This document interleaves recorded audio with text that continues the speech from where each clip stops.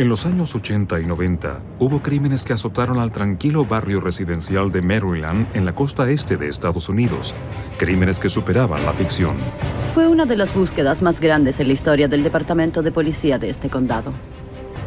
El hombre responsable era Hadden Clark, un asesino travesti con un gran apetito por la venganza.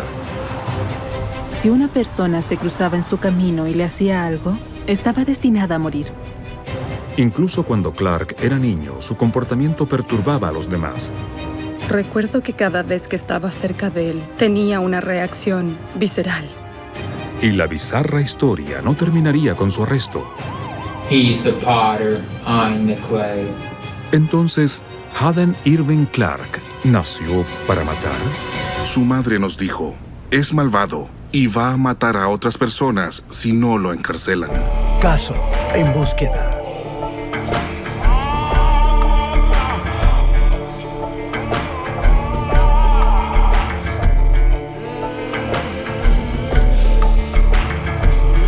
Cadáveres hallados en paredes. ¿Dónde? Víctimas dementes.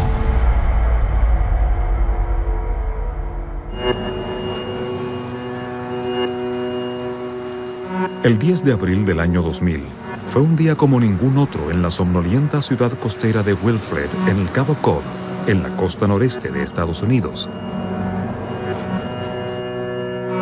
Las autoridades buscaban los cuerpos de personas desaparecidas. Lo llevaron a identificar sectores donde él dijo que había enterrado los cuerpos. Pero este era un grupo de rescate con una diferencia. Lo dejaron usar ropa interior femenina.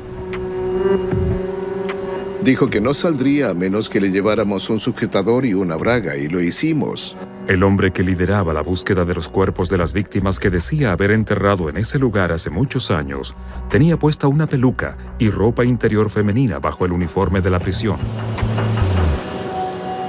14 años antes, en 1986, a cientos de kilómetros, empezó esta extraordinaria historia en la ciudad residencial de Silver Spring.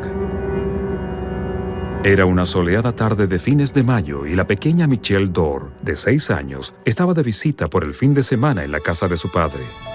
Tenía el pelo castaño, ojos azules, pecas en su nariz y le faltaba uno de sus dientes. Era el 31 de mayo de 1986, el fin de semana del Día de los Caídos. Su madre y su padre tenían un divorcio complicado y había problemas con la custodia. Había ido a la casa de su padre muchas veces antes y tenía una pequeña amiga de su edad. Su nombre era Elizabeth Clark y vivía 2 casas más abajo. Michelle se iba a quedar conmigo por el fin de semana. Creo que había más de 30 grados, por lo que recuerdo.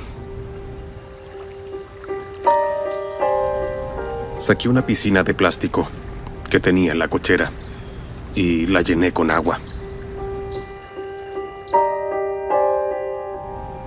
La dejé jugando en la piscina por un rato. Dejó a su hija jugando en el patio trasero como lo haría cualquier padre y se distrajo viendo la carrera de las 500 millas de Indianápolis. Cuando fue a ver cómo estaba Michelle, no pudo encontrarla por ningún lado.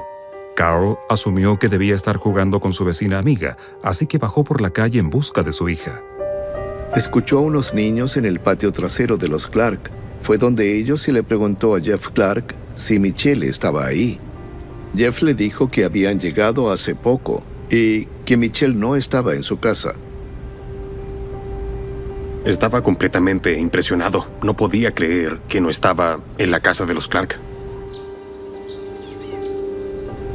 Aproximadamente a las 5 o 6 de la tarde, llamó a la policía y denunció su desaparición.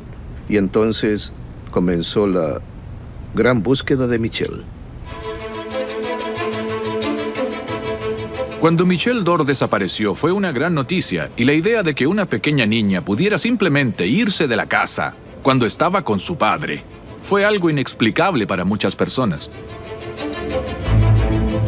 Recuerdo perfectamente la búsqueda que se hizo en el vecindario, los interrogatorios a los vecinos. Y recuerdo muy bien a Carl, su padre. Después de que Carl denunciara la desaparición de su hija, rápidamente se convirtió en el principal sospechoso. El día después de su desaparición, sin dudarlo, me acusaron de haber asesinado a Michelle. Me dijeron, por ningún motivo podremos encontrarla con vida, pero cuando la encontremos, vendremos por ti. Sin embargo, a pesar de las sospechas de las autoridades, no pudieron encontrar su cuerpo. Fue una de las búsquedas más grandes en la historia del departamento de policía de este condado. Se realizó a caballo, en motocicletas, a pie. Buscaron por todo el vecindario y hablaron con los vecinos. Ella se esfumó. Las autoridades sospechaban de otra persona más, un hombre llamado Haden Clark. Haden estaba viviendo con su hermano Jeff, a solo 2 casas de la casa de Carl y Michelle. Haden hacía cosas muy extrañas. Asustaba a los niños del vecindario. Creo que mató a un conejo frente a uno de los niños. El extraño comportamiento de Haden fue evidente desde su infancia. Él tenía una casa de veraneo en Wellfleet, Massachusetts, en el Cabo Cod. Era la casa de su abuelo, así que fue muy privilegiado. Andrea Slade solía irse a la escuela con la familia Clark y recuerda claramente las veces que se topó con Haden. Incluso cuando era niña, el peor momento de mi día era cuando debía meterme en el carro con ellos. Eran muy extraños. Y cuando estaba en el jardín de niños, recuerdo que cada vez que estaba cerca de él me alteraba. Tenía una reacción visceral. Sentía un nudo en mi estómago. No sé si era amenazante, pero tenía una mirada muy aterradora. Alec Wilkinson recuerda el inadaptado comportamiento de Clark del tiempo que pasaron en el Cabo Cod. Conocí a Haden porque estuvimos en la misma clase de natación en la playa pública. Recuerdo que era un niño raro, tímido y escuálido. Recuerdo que hubo un incidente. Salió a andar en bicicleta con su hermano y algo salió mal. Su hermano se cayó de la bicicleta y se hizo una herida bastante grave. Haden volvió a la casa de sus padres y les dijo que su hermano estaba herido, pero les dijo que todo estaba bien porque la bicicleta estaba intacta. Producto de una vida en un hogar con problemas, Haden pronto encontró una salida para sus excentricidades. Lo descubrieron vestido con la ropa de su madre. Su padre siempre deseó que él fuera una niña. Y tal vez esa era la razón por la que él quería vestirse como una mujer. En una oportunidad, un vecino llegó a su casa y entró y vio a Haden vestido con la ropa de su esposa. Cuando él se dio cuenta, salió corriendo con la ropa de su esposa. Estaba muy alterado. La mayoría de las personas que son travestis hacen eso porque los ayuda a liberar la tensión. Por lo general empieza en la infancia cuando se ponen la ropa interior de sus hermanas o la ropa interior de su madre y se intensifica desde ahí. En 1982, a la edad de 31 años, Clark se enlistó en la Marina, donde su peculiar costumbre continuaría estigmatizándolo. Todo lo que sé sobre su tiempo en la Marina es que era cocinero del buque y, al parecer, sus compañeros lo atormentaban. No se llevaba bien con nadie de la Marina y usar ropa interior femenina en la milicia es claramente una forma de despertar la animosidad de los colegas. Fue blanco de las burlas. Lo golpearon a bordo de uno de los buques en el que estuvo trabajando. Él sufrió un traumatismo craneal y fue despedido de la Marina. Se puede ver cómo el hecho de que se burlaran de Clark, lo intimidaran y lo humillaran a diario o semanalmente pudo resultar en una enorme cantidad de rabia interior simplemente reprimida a lo largo de toda su vida. Un año después de dejar la milicia, la reputación que tenía Clark de bicho raro lo llevó a convertirse en un sospechoso de la desaparición de Michelle Dorr. Uno de los oficiales de la unidad fue a ver a Haden Clark a la casa de los Clark y él le dijo que nunca vio a Michelle. Pero su actitud despertó algunas sospechas. El interés de las autoridades por Clark pronto aumentaría luego de que una interrogación de rutina tuviera un giro dramático. En 1986, Michelle Dorr, de 6 años, desapareció inesperadamente de los suburbios de Maryland. Su padre, Carl, se convirtió en el principal sospechoso. Sin embargo, el extraño comportamiento de un hombre llamado Haden Clark comenzó a llamar la atención de las autoridades. Cuando la policía interrogó a Clark, lo que empezó como un interrogatorio de rutina, pronto tuvo un giro inquietante. Lo estaban interrogando sobre Michelle Dorr y entonces se molestó e irritó mucho. Él colapsó. Enfermó físicamente. Comenzó a manifestar un problema estomacal. Declaró que tal vez ese día hizo algo que no lograba recordar. Sin embargo, a pesar de la aparente confesión de Clark, estuvo trabajando esa tarde y ya tenía su coartada lista, en base a la versión de Carl sobre lo sucedido. Cuando siguieron los pasos de Haden, descubrieron que había marcado su tarjeta de registro horario, y según lo que dijo Carl de la última vez que vio a Michelle, Haden no habría tenido tiempo para cometer el crimen. Entonces Carl le proporcionó una coartada. En ausencia de una evidencia sólida para culpar a Haden por la desaparición de Michelle, lo dejaron libre. Haden desapareció sin dejar rastro.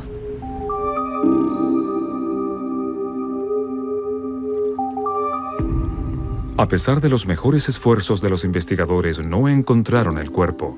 Al parecer, Michelle desapareció sin dejar rastros. Y esta investigación continuó por años y años, y nunca se descubrió nada. Nada. Pocos hubiesen pensado que el misterio de su desaparición no se resolvería hasta casi una década después. En los años siguientes al interrogatorio sobre la desaparición de Michelle Dorr, Haden Clark continuó teniendo altercados con la ley. Le alquiló una habitación a una familia de Bethesda. Haden se involucró en una serie de actos destructivos para vengarse de esta pareja que le dijo: su contrato de alquiler se acabó, tiene que irse. Para vengarse de ellos, mató a su gato. Llenó un balde con aceite y lo puso sobre la puerta, para que en el momento en que la abrieran, cayera directo sobre ellos. Envolvió con papel de periódico varios pescados y los escondió por toda la casa, para que cuando se pudrieran su casa apestara. Una vez se vistió de mujer y fue a la iglesia y robó muchas carteras. Fueron muchas carteras, pelucas, anteojos, estuches de anteojos. La policía forestal lo atrapó en su camioneta en el parque revisando varias carteras y lo arrestaron por eso. En 1989, después de haber cumplido su sentencia de 45 días, Clark fue liberado y comenzó a asistir al grupo de estudio bíblico local. Yo incluso diría que él buscó en el cristianismo algún tipo de consuelo, de alivio, tal vez incluso redención. Sin embargo, a pesar del aparente intento de reformar su carácter, su extraño comportamiento continuó. Una vez yo estaba lavando los platos en mi casa y tenía una ventana que daba al patio y de repente asomó su cabeza. Siempre les digo a las personas que fue como Marlon Brando en Apocalipsis ahora. De pronto él salió de la nada y me asustó, incluso pegué un salto. Entonces abrí la ventana y le dije: Haden, no vuelvas a hacer eso. Digamos que yo nunca pensé que él era una persona peligrosa, pero definitivamente sentí que había algo malo. Haden tuvo varios trabajos, incluyendo uno como mensajero en patines, y se apodó a sí mismo el Cohete Rockville. En 1992, Haden trabajó en la iglesia comunitaria cristiana, y gracias a eso conoció a la buena samaritana Penny Hachteling. Penny contrató a Haden Clark como su jardinero y sabía que él era muy extraño.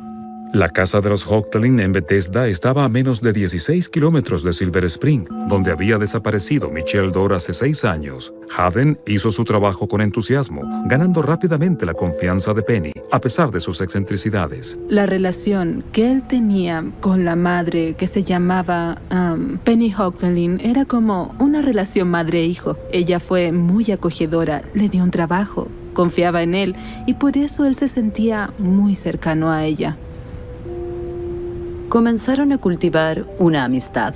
Incluso en algún momento ella le dio una llave para que entrara a la casa y pudiera trabajar como jardinero estuviera. En el verano de 1992, la hija de Penny, luego de la universidad, regresó a su casa y la feliz vida familiar se convirtió en una pesadilla.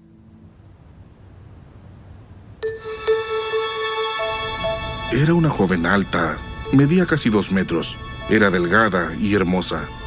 Obtuvo un trabajo en Washington. Estaba muy feliz por haber conseguido ese empleo.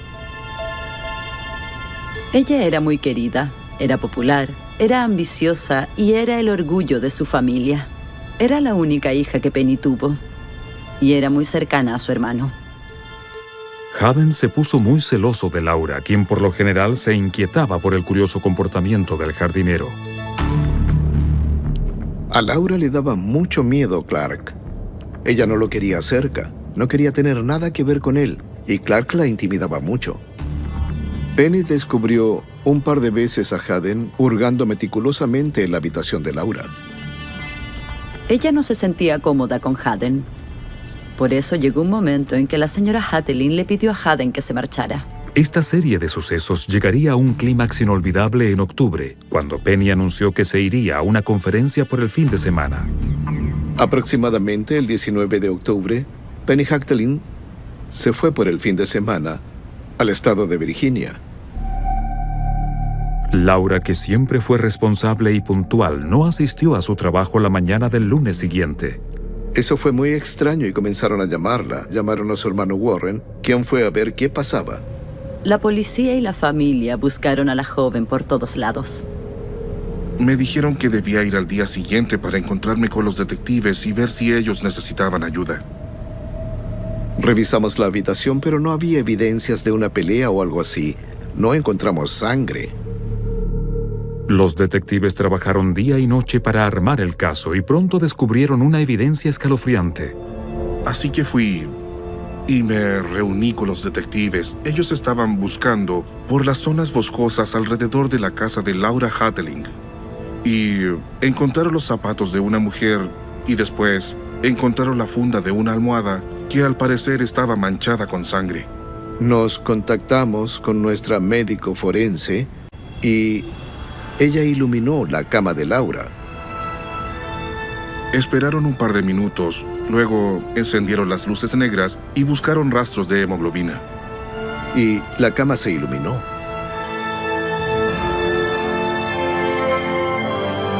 Estábamos impactados, ninguno de nosotros lo podía creer. Algo había pasado ahí. En ese momento pensamos que era muy probable que Laura hubiera sido asesinada. Con la presunta muerte de Laura, los detectives recibieron una denuncia inexplicable de un testigo presencial que decía haberla visto en el vecindario. Cuando los detectives recorrieron el vecindario, hablaron con una mujer de origen latino que cuidaba a unos niños de una casa vecina. Ella dijo que vio a Laura ese día. La verdad detrás de este aparente avistamiento después revelaría una faceta desgarradora de la mente del asesino. Hablamos con la familia por si ellos sospechaban de alguna persona. El hermano mencionó al jardinero y el jardinero era Haden Clark. Mientras los investigadores examinaban los hechos del caso, el nombre de Haden Clark inmediatamente despertó su interés. La relación de Clark con el asesinato de Michelle Dorr lo convirtió en un posible sospechoso. Teníamos que interrogarlo. No obstante, no todos estaban convencidos de que la policía tenía al hombre correcto. Debo ser honesto, pensé que eso era extremadamente poco probable. Pensaba que debido a su rareza, ellos pensaron que había hecho algo de lo que no era realmente capaz. Ese no es el hombre al que yo conocía bien. Pensé que lo hacían por prejuicio. Haden fue evasivo durante el interrogatorio. Sin embargo, cuando los detectives profundizaron en su pasado, descubrieron un historial de violencia impactante. Haden creció en una familia con 2 hermanos y una hermana. En 1984, Bradfield Clark, el hermano mayor de Haden, cometió un brutal crimen. Su hermano tuvo una celebración en California. Había invitado a cenar a una pareja, pero el esposo no pudo ir, así que la esposa fue sola. Bebieron mucho, la situación se puso algo tensa y la mató. La policía acudió al lugar y cuando entraron, uno de los detectives fue al patio y la encontró descuartizada en la cajuela del carro. Los oficiales encontraron evidencia en la escena que indicaba que Clark había comido parte del cuerpo de la víctima. Haden estaba muy sorprendido, aunque tal vez eso lo influenció. Con la desaparición de Laura Hachteling aún envuelta en misterio, la evidencia en contra de Haden Clark parecía irrefutable. Los detectives se vieron obligados a dejar ir a Clark de la misma forma que tuvieron que hacerlo 6 años antes durante la investigación de Michelle Dorr. Ed Turney y su equipo redoblaron sus esfuerzos en la búsqueda de Laura Hachteling, determinados a no permitir que se repitiera la historia. Cuando registraron la camioneta de Clark, descubrieron nuevas pistas que guiaron a los detectives en una dirección nueva y siniestra. A finales de los 80, Michelle Dorr, de 6 años, desapareció del patio de la casa de su padre, dejando a los investigadores desconcertados e incapaces de encontrar el cuerpo.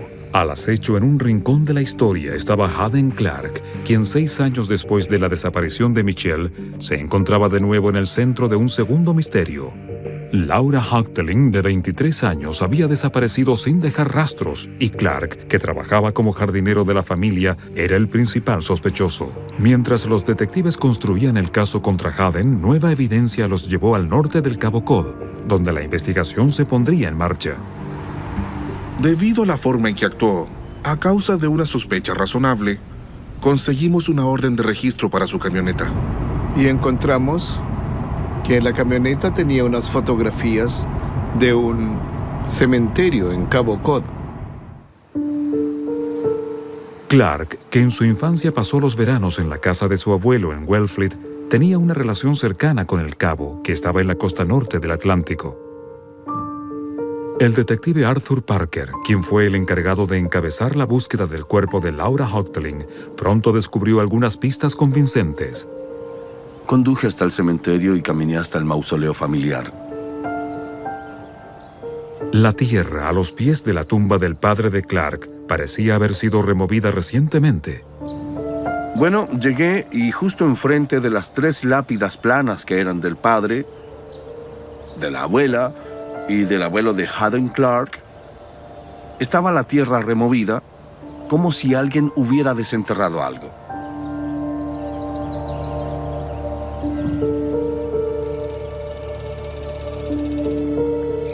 Pensamos que estaría enterrado aquí el cuerpo de Laura Hachteling. Y comenzamos a cavar donde vimos que la tierra estaba removida. No encontramos nada.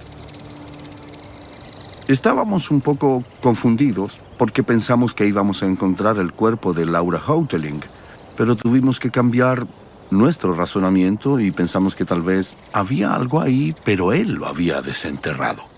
Aunque no se lograron encontrar cuerpos en la búsqueda del Cabo Cod, el misterio de lo que se había desenterrado del cementerio revelaría después la profunda desviación de Haden. Como el foco de la investigación de Laura Hachteling se volcó a Bethesda, al fin hubo un avance en el caso. En ese momento, el químico fue capaz de obtener una huella digital de esa sangrienta funda de almohada y logró hacerla coincidir con la huella de Haden Clark. Otra importante evidencia fue un cheque que encontramos y que le hizo a una ferretería local, probablemente un poco antes de que Laura desapareciera. Compró hilo de empacar y cinta adhesiva. Tenía una anotación en la parte inferior que decía Laura. Conseguimos una orden judicial. Los detectives se movieron rápidamente para detener a Clark. No obstante, no todos estaban convencidos de que la policía tenía al hombre correcto.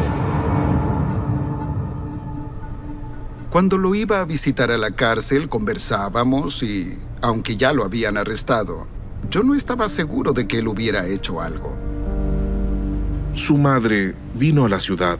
Es normal que las madres quieran saber por qué estamos molestando a sus amados hijos y por qué los estamos acosando. Ella se sentó, nos miró y dijo: escuchen, quiero saber qué puedo hacer para ayudar a mantenerlo en la cárcel. Dijo: él me da mucho miedo. Es malvado y va a matar a otras personas si no lo encarcelan ahora. Para Carol Dorr, el asesinato de Laura Hochteling tenía similitudes inquietantes con la desaparición de su propia hija. Cuando Laura Hochteling fue asesinada en 1992, había un cuerpo desaparecido. Y él estaba en los alrededores, al igual que lo estaba cuando desapareció Michelle. Yo simplemente lo sabía. Era bastante obvio para mí que él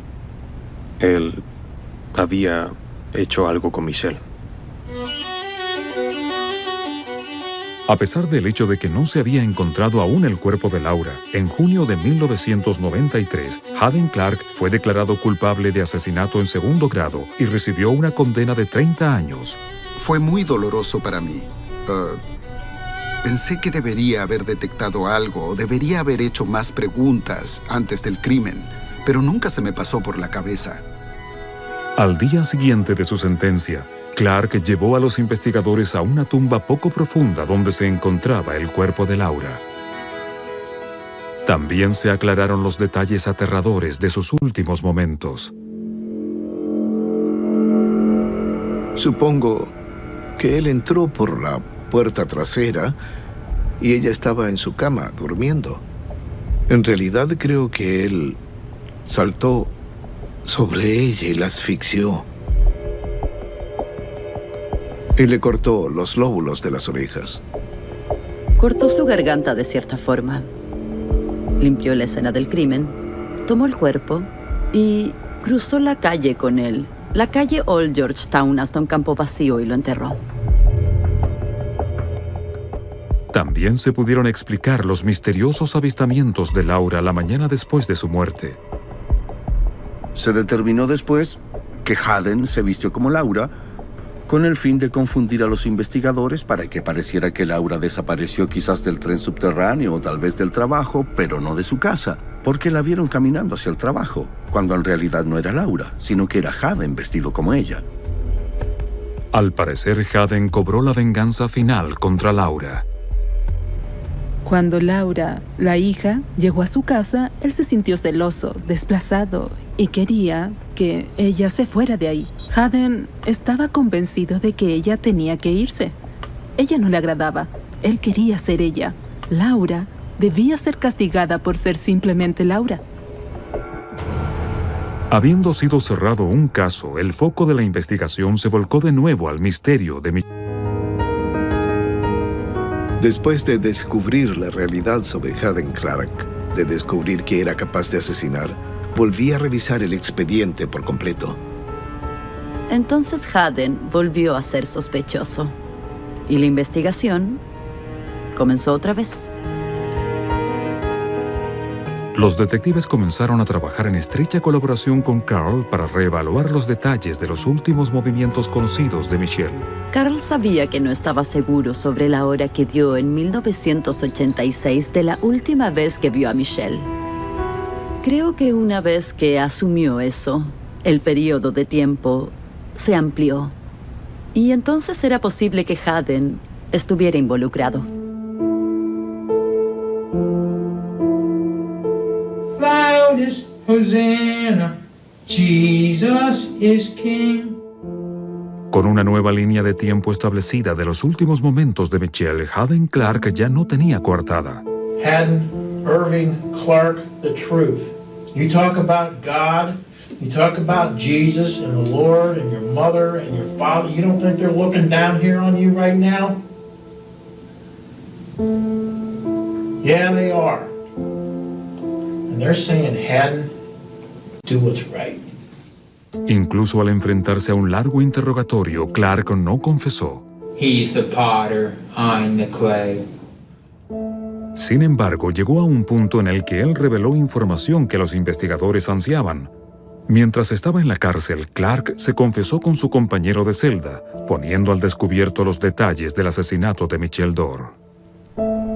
Había suficientes evidencias para culpar a Haden por la muerte de Michelle sin haber encontrado el cuerpo. En 1999, Haden Clark fue declarado culpable y recibió 30 años de sentencia por un crimen que había cometido hace 13 años.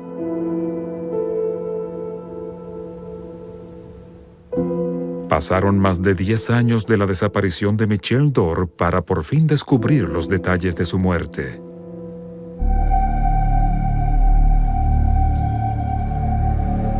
Ella se aburrió de estar sola en la piscina. Entonces fue a buscar a su amiga, Elizabeth Clark, que vivía 2 casas más abajo. Haden Clark la hizo entrar diciéndole que Elizabeth estaba arriba en su dormitorio. Entonces subieron y es ahí donde la asesinó. Después de eso la llevó abajo y me dijo que drenó su sangre en el desagüe del sótano. Después de eso, la metió en una bolsa de basura y luego se fue a trabajar. Los investigadores concluyeron que el ser expulsado de la casa de su hermano había sido el catalizador que desencadenó su furia asesina. En nuestra opinión, y después de analizar los hechos, eso fue lo que desató la ira de Haden.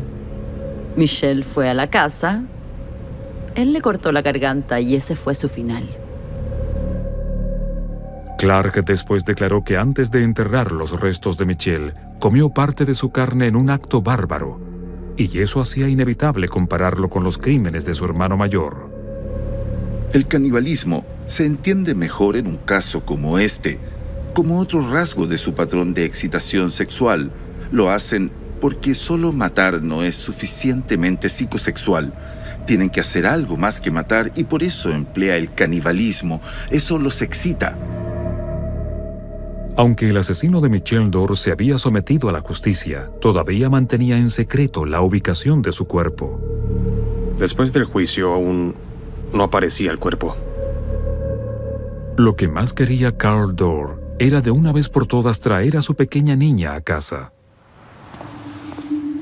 En enero del año siguiente, Clark, cada vez más loco, llevó a los investigadores a los bosques de las afueras de Silver Spring. Haden dijo que había escondido la tumba de la pequeña con un colchón. Estaba parado a unos 18 metros de él. Cuando miré para abajo, vi lo que al comienzo parecía ser una rama. Luego miré con más atención. Era un resorte. Entonces llamé a Clark. Caminaba arrastrando los pies. Él lo miró, empezó a arañar el suelo y dijo, aquí es. Parecía que estaba muy emocionado y animado, como si él hubiera resuelto este acertijo. Un acertijo que él mismo creó.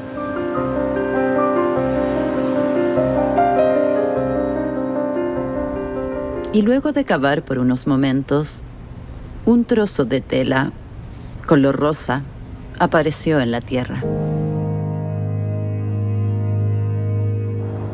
Habíamos encontrado a Michelle Dorr. Todos lloraron. Después de casi 14 años, Michelle Dorr finalmente pudo descansar en paz. Todas las personas merecen que las recuerden de forma correcta. Y todas merecen un lugar donde puedan descansar en paz. y no bajo un colchón en un parque. Fue bueno tener un lugar donde poder sepultar a Michelle. Hay un cementerio en las afueras de Washington, en donde está mi abuelo.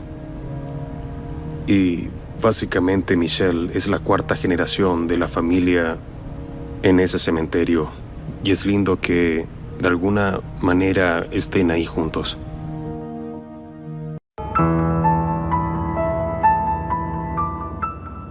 Entre 1986 y 1992, los suburbios de Maryland fueron testigos de un drama impactante.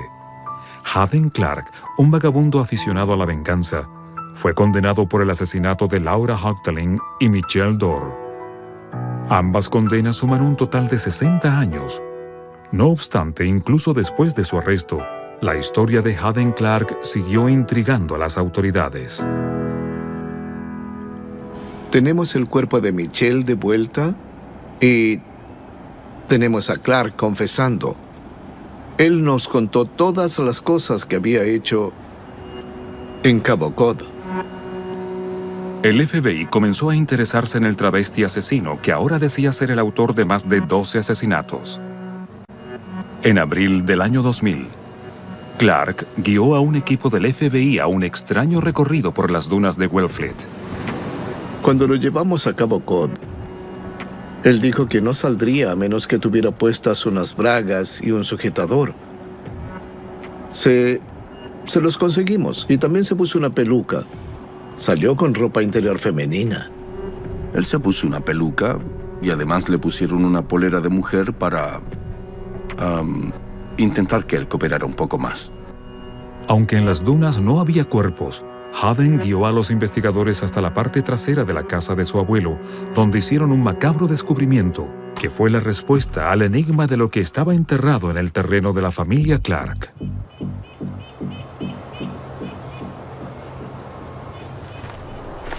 La familia Clark llamaba a esta particular construcción la asombrosa cabaña. Justo aquí había un viejo remolque de 90 centímetros por 1 metro, una especie de remolque que se podía enganchar en la parte de atrás de la camioneta. Y abajo había solo arena. La oficial Barrett tenía un bastón de metal, era un palo largo y se movía a lo largo del perímetro. Se podía escuchar cuando el palo se metía en la arena y obviamente no tocaba nada. Caminaba a lo largo del perímetro de la arena y entonces tomó el bastón, lo metió en la tierra y escuchamos ¡pum! A todos se nos pusieron los pelos de punta. Y entonces supimos que había algo ahí. Así que excavamos y desenterramos lo que era una cubeta plástica de 20 litros. No estábamos muy seguros de lo que íbamos a encontrar. Podían ser partes de un cuerpo, eso no lo sabíamos. Luego de sacarle la tapa a la cubeta, pudimos ver muchas piezas de joyería. Y Haden dijo que eran trofeos de personas que había asesinado durante su vida. Se identificó que varias de las piezas de joyería pertenecían a su más reciente víctima en ese momento, Laura Houghteling. Según Haden, había trasladado sus trofeos, que sumaban más de 200, y el cuerpo de una tercera víctima no identificada, de donde estaban enterrados antes, a los pies de la tumba de su padre.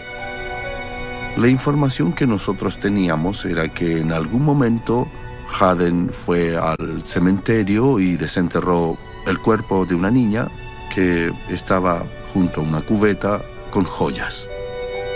Clark dijo que arrojó el cuerpo en una instalación local de eliminación de desechos y volvió a enterrar el balde de trofeos en el bosque que está en la parte trasera de la propiedad de su abuelo. Hacen eso como un estimulante de la fantasía cuando sus víctimas ya no están. Tienen un enorme apego emocional con esas personas. Ellos saben de dónde vienen las joyas y eso es muy excitante para ellos. Los ayuda a recordar una gran cantidad de detalles sobre lo que hicieron y cómo lo hicieron.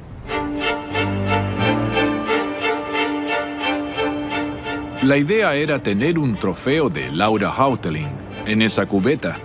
Hay razones para creer que algunas de las joyas, si es que no todas, le pertenecían en realidad a otras víctimas. Pero, ¿qué obligó a esta compleja persona a matar? ¿Fue motivado por la venganza? ¿O Haden Clark tenía el gen asesino corriendo por sus venas? Él es como es. No porque nació de esa manera, sino porque decidió ser de esa manera. Puede que haber visto a Michelle caminando frente a él lo motivó, pero esa es una decisión que Haden Clark tomó, así que no creo eso de que nació con el gen. Nunca mostró arrepentimiento. Creo que lo único que lo afectó fue que lo atraparan. Él nunca mostró ninguna emoción. Él procesaba la información de una manera diferente a la mayoría de la gente y casi podías ver cómo funcionaban los engranajes de su cerebro. Y creo que esa es más una conducta genética que aprendida. También creo que debe haber sufrido algún tipo de abuso como para haber sido capaz de actuar de esa manera tan violenta. Y creo que esa fue la realidad de Haden. El hermano de Haden Clark también estuvo involucrado en un asesinato sexual y en canibalismo. Eso es algo muy, muy extraño. Creo que si hay dos hermanos que cometen asesinato y que después se comen las partes del cuerpo, estoy segura de que algo muy extraño sucedió en sus vidas como para que ambos hicieran algo así. Este es un buen ejemplo de un asesino serial sexual, y muchas veces, en un caso como este, en realidad, no hay penetración sexual. La violencia toma su lugar, y eso los excita mucho, eso los estimula mucho. Haden Clark era un asesino nato, y la razón por la que creo que era un asesino nato es que no tenía inhibiciones. Él sentía mucha ira y la necesidad de castigar a las personas. Si la persona equivocada se cruzaba en su camino y le hacía algo, estaba destinada a morir. Por eso era un asesino nato. Sin embargo, ninguna explicación puede devolverles a las familias los seres amados que perdieron por culpa de Haden Clark. Laura Houghton era graduada de Harvard, tenía mucho que ofrecer al mundo y estaba a punto de cumplir sus sueños. Obviamente era una mujer muy inteligente, se graduó en Harvard. Era hermosa. Estoy segura de que su familia aún lamenta su muerte hasta el día de hoy. Mientras que Michelle Dorr, de solo 6 años, fue asesinada antes de tener la oportunidad de todo eso. En el jardín de niños había un día al que le llamaban el Día de las Superestrellas. Y ella explicó lo feliz que era y lo mucho que quería ser una superestrella. Dijo que cuando fuera grande quería ser maestra, pero nunca tuvo esa oportunidad.